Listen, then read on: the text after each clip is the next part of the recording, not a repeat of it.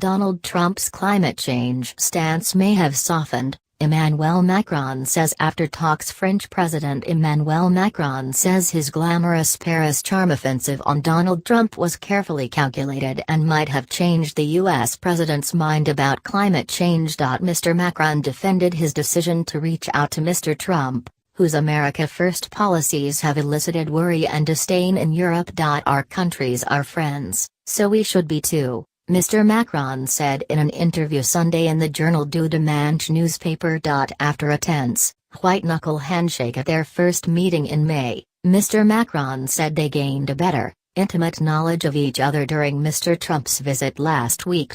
On their main point of contention, Mr. Trump's withdrawal from the landmark Paris Climate Agreement, Mr. Macron was quoted as saying, "Donald Trump listened to me. He understood the reason for my position, notably the link between climate change and terrorism.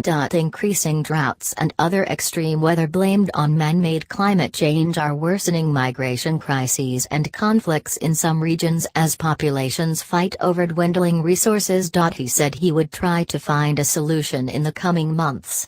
"We spoke in detail about what could allow him to return to the Paris deal," Mr. Macron said.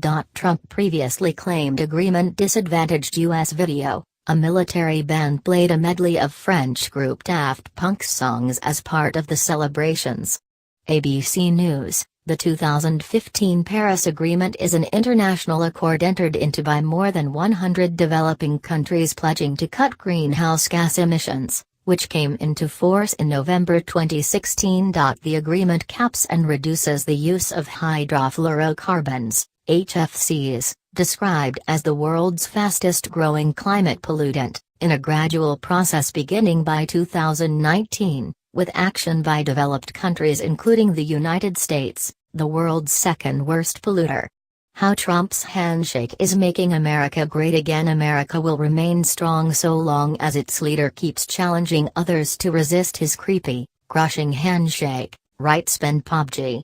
In June, Mr. Trump announced the U.S. would withdraw from the agreement, saying the deal was less about the climate and more about other countries gaining an advantage over the United States. He said the agreement as it stands would make it very hard for the U.S. to compete with the rest of the world, and said leaving it would save 2.7 million U.S. jobs, primarily in manufacturing. Mr. Macron has been a staunch defender of the agreement, going so far as to turn Mr. Trump's Make America Great Again campaign slogan on its head shortly after the U.S. president pulled out.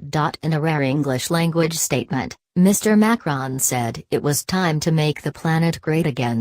While in Paris, Mr. Trump remained non-committal about the U.S. eventually rejoining the climate agreement, telling Mr. Macron, "If it happens that will be wonderful, and if it doesn't that will be okay too." On Sunday, the French leader also acknowledged Mr. Trump's visit, including a formal welcome at Napoleon's tomb, dinner in the Eiffel Tower and a place of honor at the annual Bastille Day military parade, was choreographed to give Americans a stronger image of France after deadly Islamic extremist attacks damaged the country's vital tourism sector. It was also aimed at Mr. Trump himself, who has said Paris has been ruined by the threat of terrorism, which he ties to immigrants. "I think Donald Trump left having a better image of France than upon his arrival," Mr. Macron was quoted as saying.